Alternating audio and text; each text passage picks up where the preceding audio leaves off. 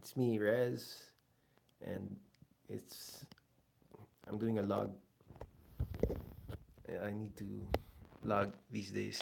Let me just share this on my Patreon.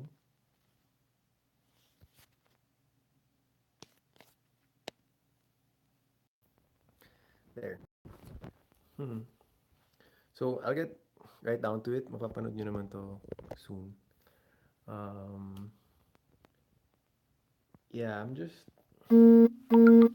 so far I'm just super chill because it's June and I'm doing like mga year reviews.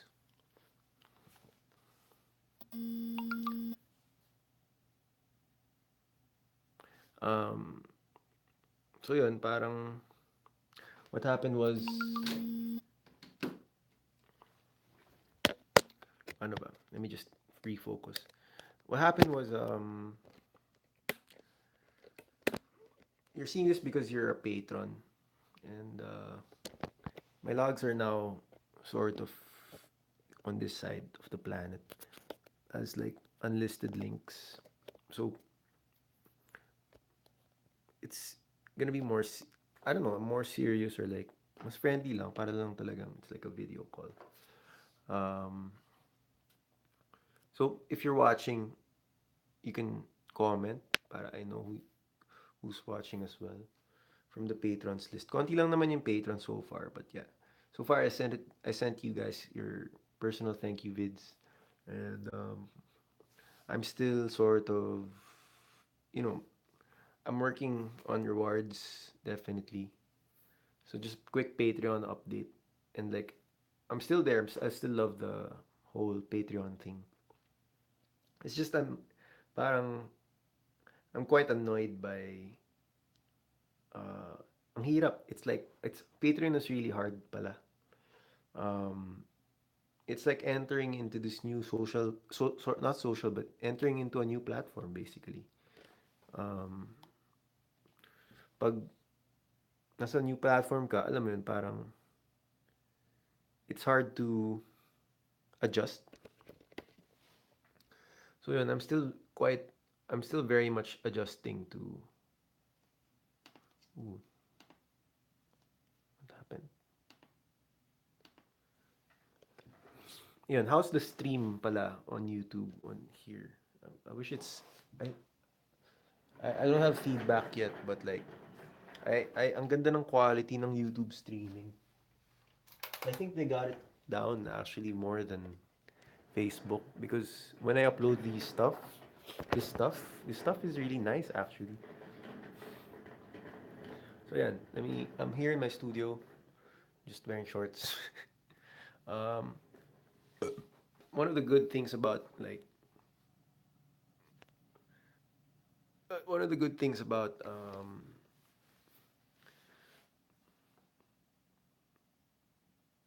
I don't know, just one of the good things about being at this level of a producer is it gets very lonely, but also very intimate. So parang I share this sort of um, connection with you guys, and I just want my patrons to know, syempre, you're still my audience for this rant. It's not a rant, pero like, I just want to let you guys know that Patreon is very special. Parang it really helped me parang makaraos. Alam mo yun, feeling na yun. Nakakaraos yung Someday Dream dahil sa support nyo, support ko, and you know, just this, more than the money that we're getting, more than the financial stuff, kumbaga, it's really nice because, yun nga, yun yung word ko yun, parang nakakaraos yung Someday Dream. And, check this out. Nice, no? So, nakakaraos yung Someday Dream, and it inspires me more. So, sige lang, habang naglalog ako, maybe, yeah, it inspires me more, guys. So, alam mo yun, it's very inspiring if like, alam ko lang that someone, kahit konti, just just the point that just the fact that um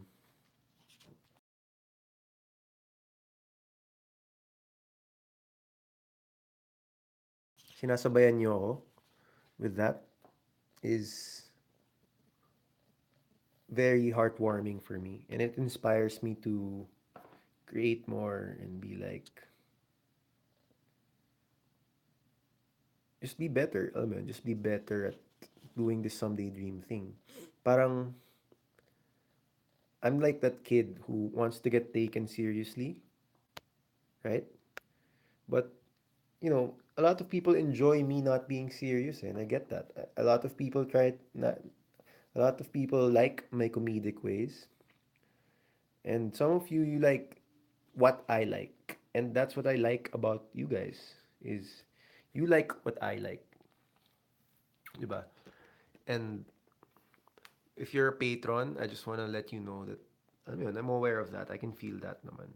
So, if ever maubusan tayo ng pag-usapan or something, then we're on the way to, I bet we're on our way to becoming better friends.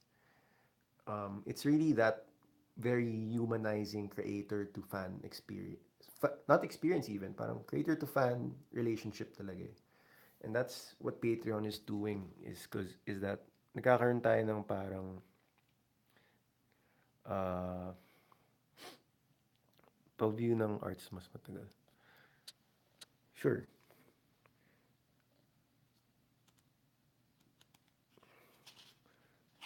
So, distract tuloy ako kay Shen. Um, yun, mas matagal, mas ano yun, mas matagal lang talaga, basically. So, I like how you said that, mas matagal. Parang attention is a thing now eh. So, parang I think giving too much attention to random fans, ice cream pa rin naman, is like, it's just too much. Alam mo yun.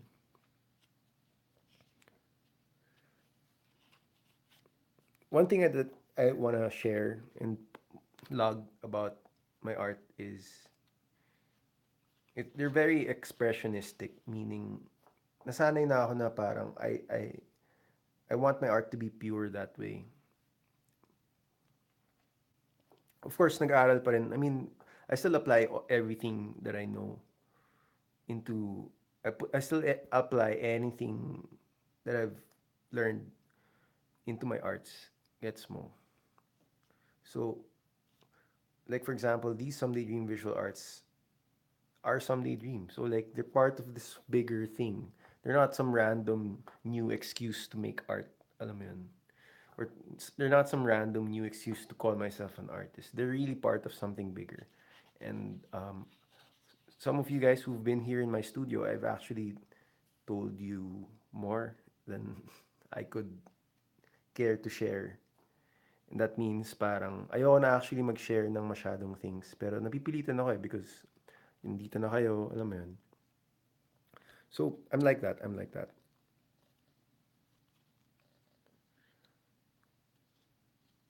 I don't know actually where this is going as well, but I just know that these are really nice things.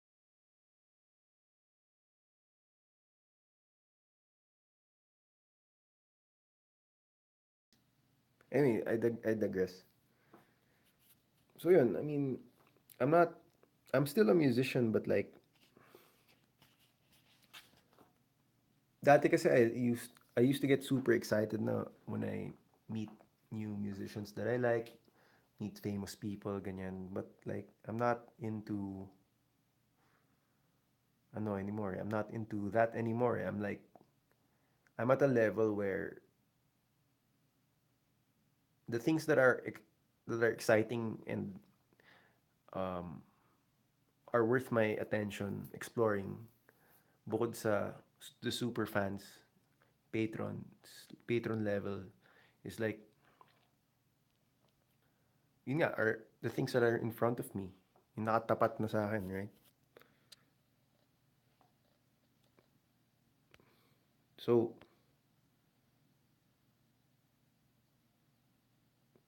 concretely, I guess tinan mo, any picture I take, any photo I take of this artwork, It's like post.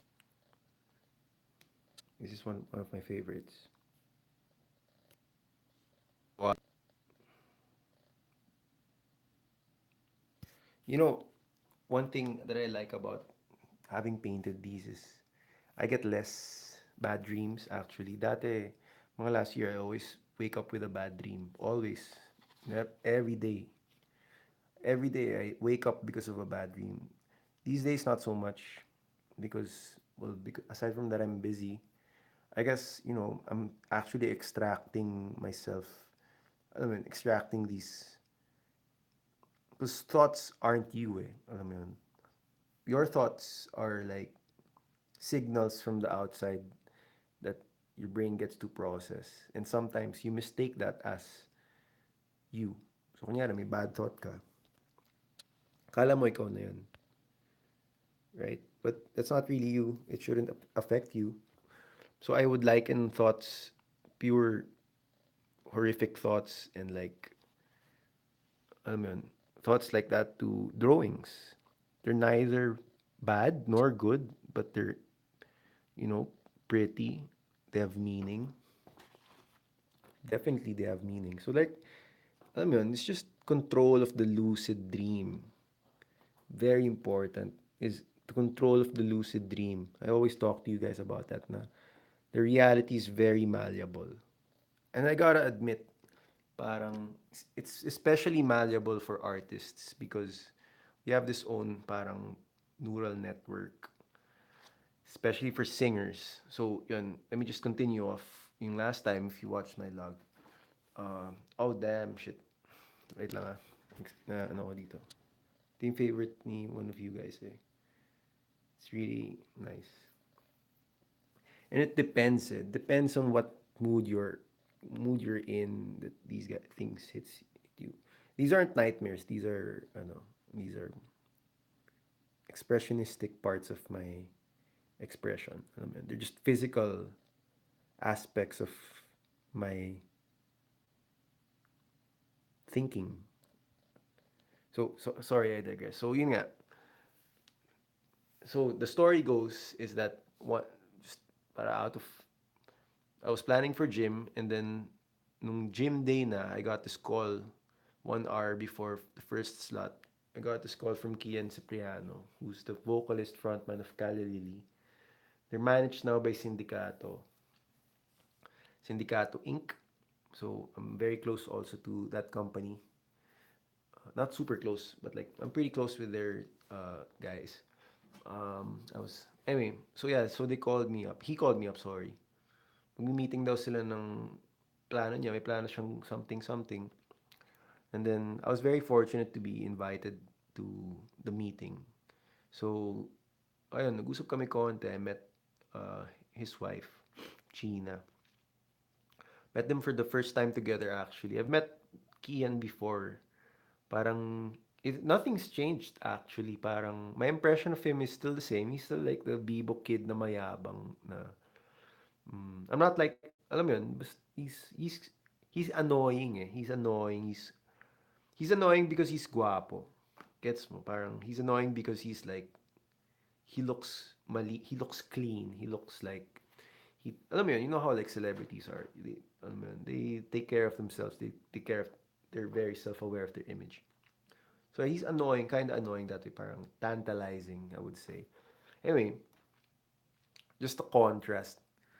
So, ayun, we talked about business, catch up, and then ayun, sabi ko na nga ba, Unique was gonna be there because 'di ba lumabas yung balita na he's managing Unique. He's the manager of Unique. So yun, I reserved a table for them sa Bellini's, which is the Italian restaurant in Cubao Expo. So I used to eat there with my parents. I think I think actually sila yung mafia lords of I don't know, but yeah. Punta na lang kayo sa Bellini's and you'll know what I mean. And Mr. Bellini was there. So we talked there. Unique was there, so I got introduced. I was like, oh, Unique. Um, pag nakilala ko, so siya naman tahimik lang, parang, ano mo yun, um, And then we had dinner. We ordered some salmon, ganyan. It was a very fun dinner actually. Ang bilis ng oras, parang 3 hours kami nakaupo, but it was super fun. I mean, I've never had like a it was very wala, I'm just really fortunate to be there. Parang it's not a lot, 'di ba? Parang as someone in my late 20s, parang dapat sa totoo lang I'm actually with more couples, but alam mo yun, they're actually the first couple hanged out, I hung out with in the longest time. Nang ganun katagal ah. So, I guess they're my new couple friend. Alam mo yun, they're a nice couple. Anyway, so their baby project is this group called OC. It's called OC. So, hindi ko malala yung pangalan ng ibang artist. Siyempre, yung trip ko lang inaalala ko si Unique pati si Rice. Mas trip ko si Rice Lucido actually because when she arrived, I was like, whoa, that's Rice Lucido. Sabi ko sa kanya, I'm a fan.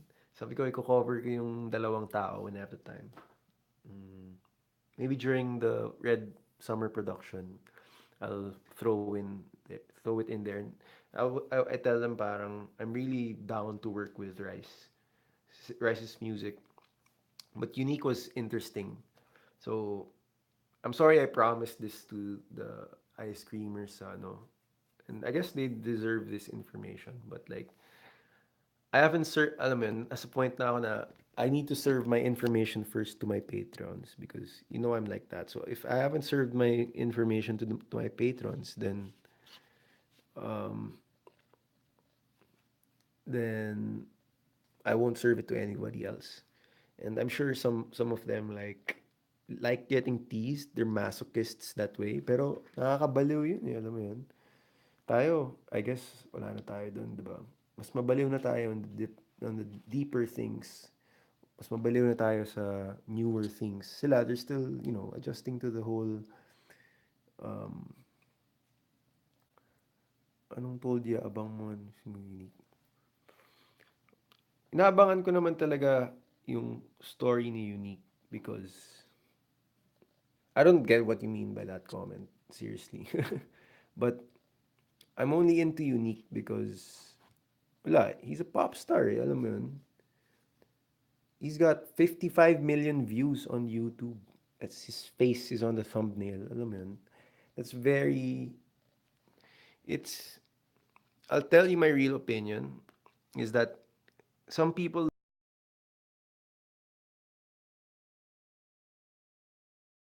one of I'm very fortunate to have done that couple of times in my career.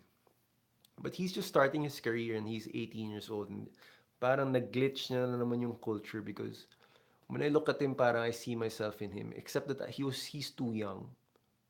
He's too young, he's too untrained, he's too quiet, he's too I mean, he needs to learn more.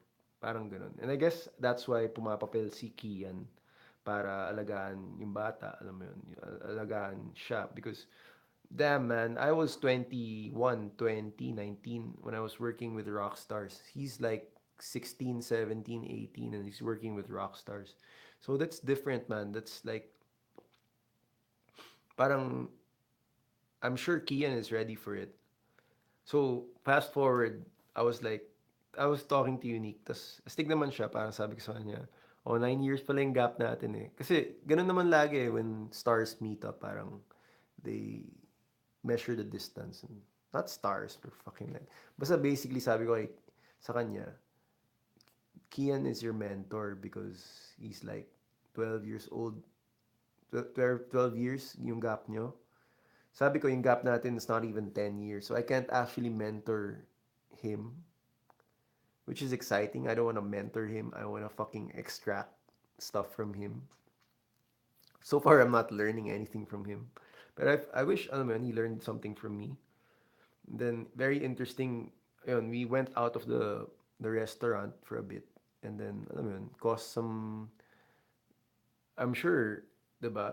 I mean, Cubao is a small area and like if someone is walking there with someone, and mahalata mo yun, and like, eh, ayun, wala lang, parang nironda ko lang siya, and then like, at some point, I asked him, sanay ka na naman pinagtitinginan, di ba? Kasi pinagtitinginan na kami, parang nagpalit na yung, we went to this place, and then punta kami doon, parang napalibutan kami ng konting tao, siguro medyo mga 25 people. Tapos nawala yung mga tao after, it's biglang may pumalit na ibang tao.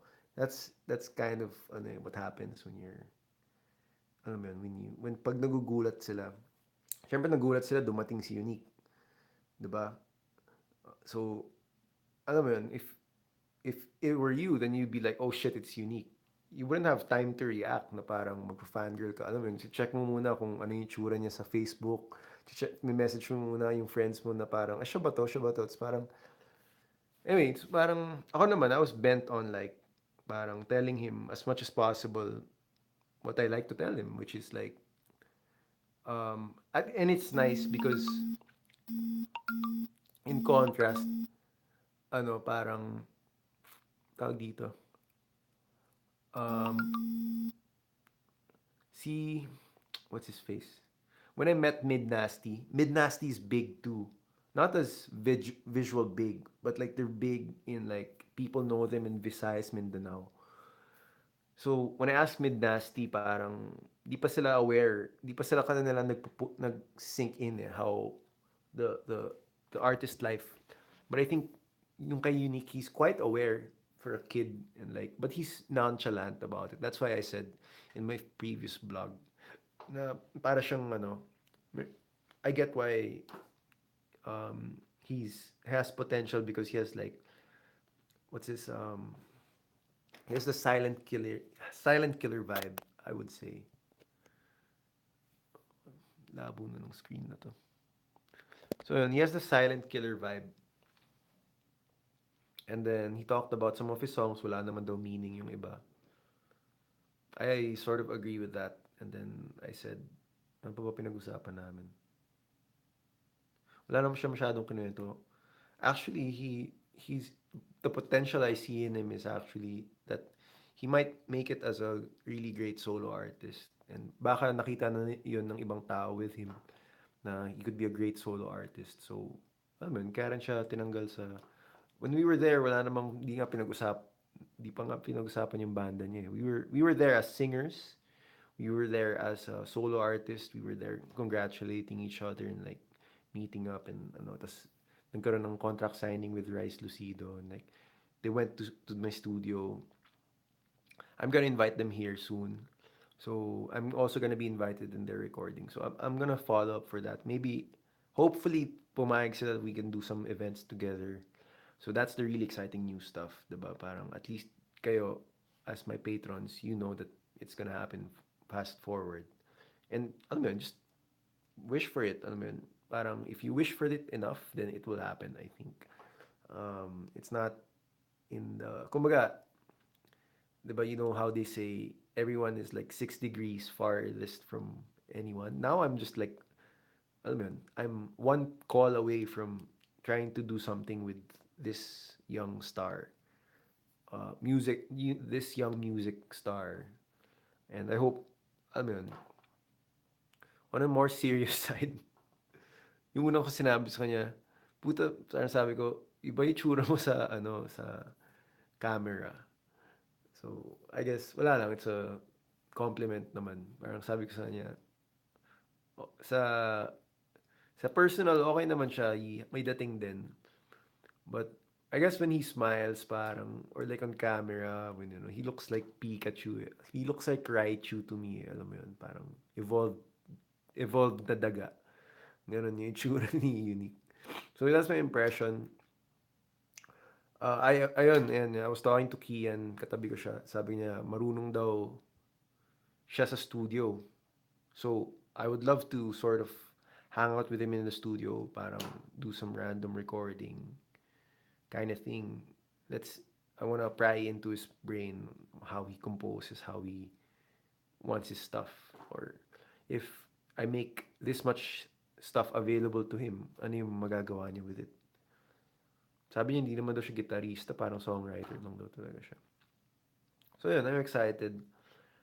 Medyo na-process ko na now, which is like, yun, parang, I guess that meeting was to show the players, that okay, this kid has potential. And I always have this one rule for myself na parang, and it applies usually to people who know me and people who that if I meet someone, if or parang if I have met you guys or kasama kayo doon, and people who will reach, alam mo yun, kung sino man ma-reach ng message na to, is like I wouldn't meet anyone who's not of par. Kumbaga, greatness follows me around, and like greatness, because at the same time that I seek greatness, greatness also seeks me. So that's how I felt during that meeting, na parang, oh shit, this is just a great dinner. Alam mo yun?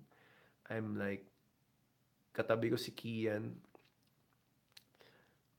and kudos to us, because like, I remember I was 15 years old, 16 years old. Tapos yun nga, parang gumigig pa lang kami ng audition. Nakakasabay ko sila eh. Tapos, yun, parang I brought him back to that memory, na parang sabi ko, even before all that stuff, magkasabayan talaga. Parang ganun, pina-acknowledge ko lang na, di ba parang Kian tayo naman talaga yung medyo magkasabayan. More than, the older bands. Because when the older bands were starting, na parang Bamboo, nung Bamboo start na, bata pa rin si Kian nun eh. Parang nakakasabayan ko nga siya as teenagers. So like, ang sabaw na I realized like 5, 10 years after, the people the names you come across, actually, they're parang big parts of your life. Kanina lang, I natawagan ako ng right hand ni Rico Blanco. So I might do events again in Rico Blanco's bar. So alam mo yun, this is, I'm not name dropping. It's not like I haven't name dropped their names. Diba? I always get to name drop their names because like I've worked with them in the past. So, and quick trivia is that muntik na actually yung maging bandmate ni Rico, ni Kuya Corix. I don't call him that, I just call him Rico. Basta, muntik na actually yung maging kabanda niya dati, pero pasikat na ako nun. So like, gets mo, parang, um, wala lang. It's just some nice, That's it for my log. Um, Let me know what you think, or like, alam mo yun, I hope this helps you get inspired or get like ideas on what's to come. Pero that's basically what I wanted to share with the patrons, and what I needed to process about that experience. Because biglaan lang din eh. This was like, what, Tuesday na ngayon? Last Saturday lang yun eh. So last Saturday, I met Kian, and yun, I'm letting myself know that I acknowledge that gift from fate, so to speak. Parang astig na we're crossing paths, and like I hope we cross more in the future. Um, I wanna develop like a very musical relationship with these guys, because I think we're at extremes, eh, but we form.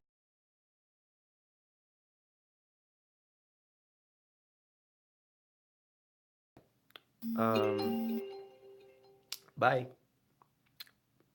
Salamat for listening, and keep it on Patreon, guys. Maraming salamat. Bye.